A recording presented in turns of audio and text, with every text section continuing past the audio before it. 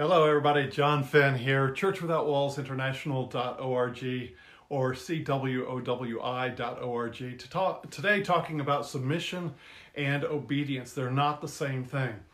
And the confusion in the body of Christ has led to some very archaic and hurtful things. Many marriages have been even destroyed by them.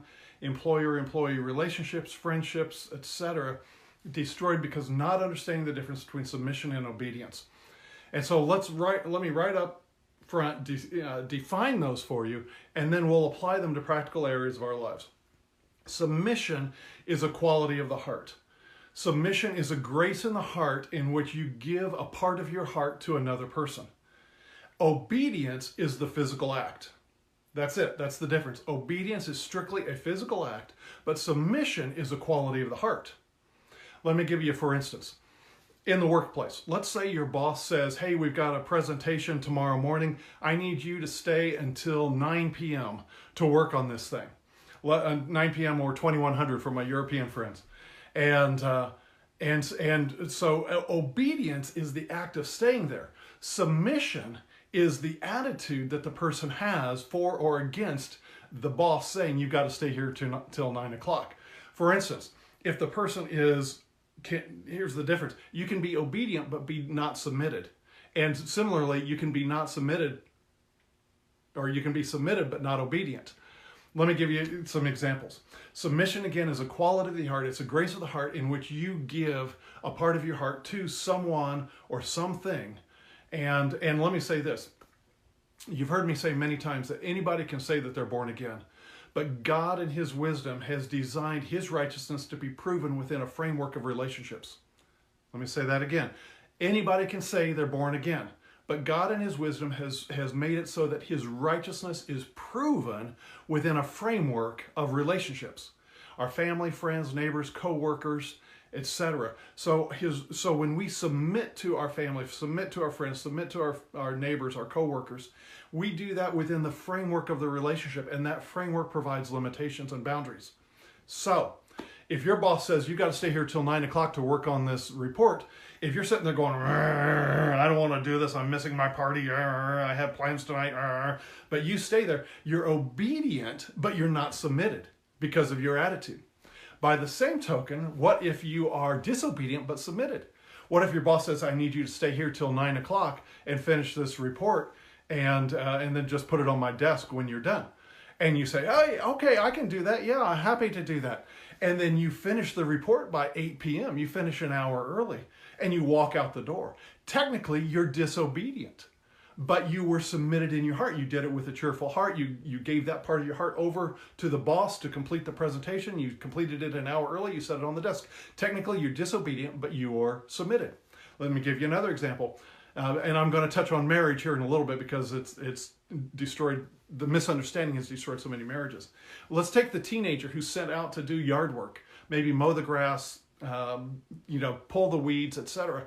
And the dad says to the teenager, I want you to be done by 6 p.m., by 1800 hours, because that's when we have dinner and then we have to get to school because your brother or your sister has a game tonight and we have to get to it.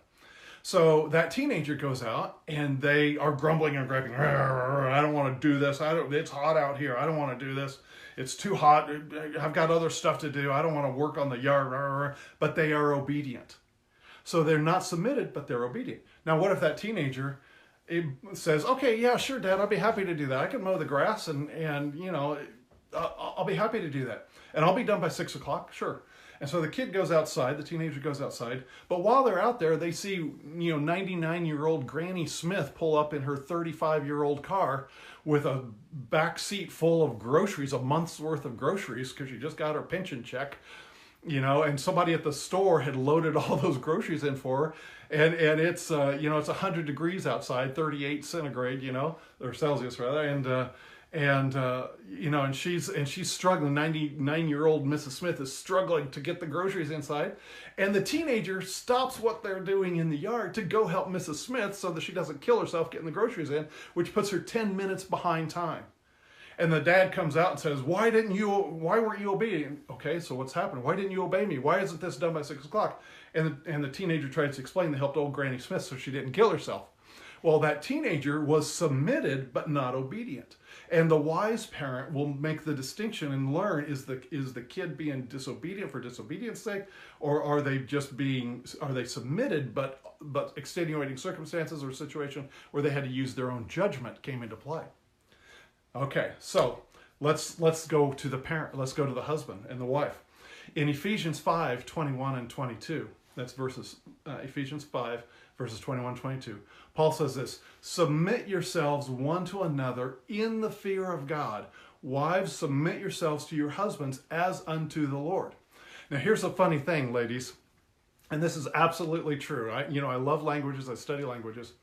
The Greek word, when Paul says submit to your own husbands as unto the Lord, the word your own, in fact, submit unto your own, is the Greek word idiois. Idiois. The transliteration into English is idios. It's where we get the word idiot.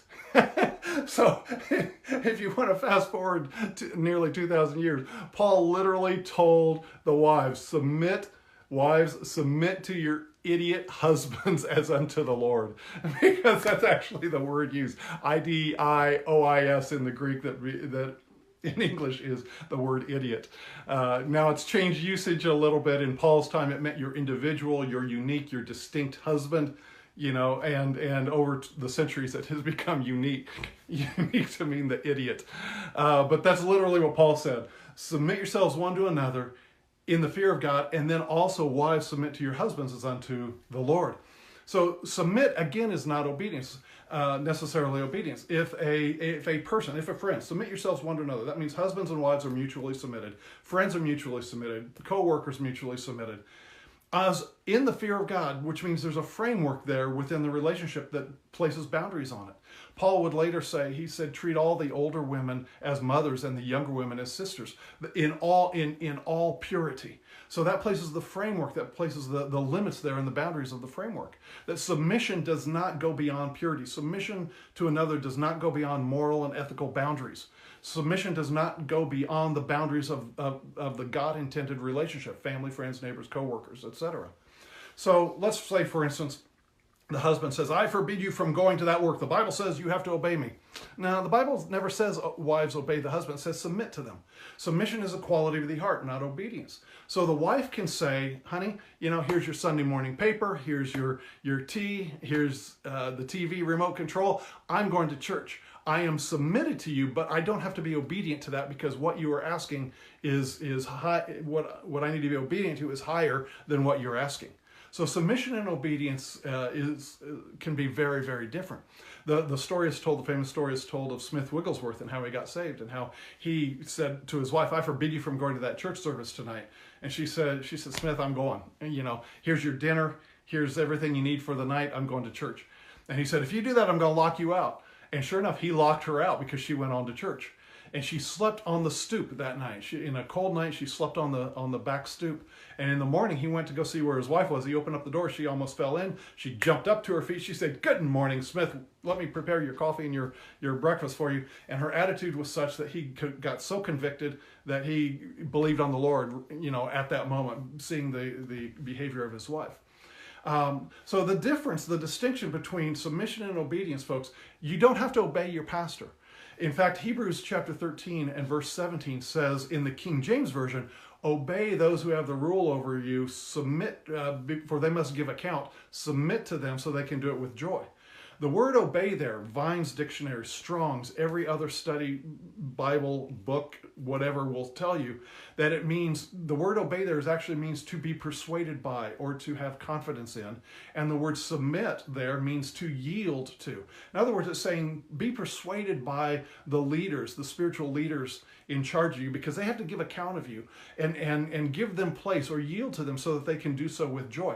It has nothing to do with obedience. You don't have to obey that pastor. In fact, when that was written, there were no pastors. They were met in homes, and it was a mutually led independent church meeting in the home by spiritual fathers and mothers. And so he's talking about the relationships of elders, basically, which we would call elders, which are older and more experienced couples and individuals. So you see, the word never says to obey your pastor. He never says to obey your husband. It says to submit. And those qualities, if you understand submission is a quality of the heart, obedience is the action, you can see how sometimes a person will be disobedient with good reason while being submitted to one another. And also sometimes where a person can be obedient but not be very submitted in their heart. I hope that distinction helps you. If you will take that principle and just think about that, and think about the attitude of the heart when we're asked to be obedient, because we're all under authority. We all mutually submit to one another in marriages, in friendships, in relationships at work, in family members and such. And it can go a long way to keep our heart right. That's why Paul talked about in Ephesians chapter 6 about people who work for another person don't just serve them in obedience with eye service, but of the heart as unto the Lord. Paul brings in these distinctions in different words throughout his writings, throughout the New Testament. One is an attitude of the heart, the other is the act. I hope it's been a blessing to you. I'll see you next week.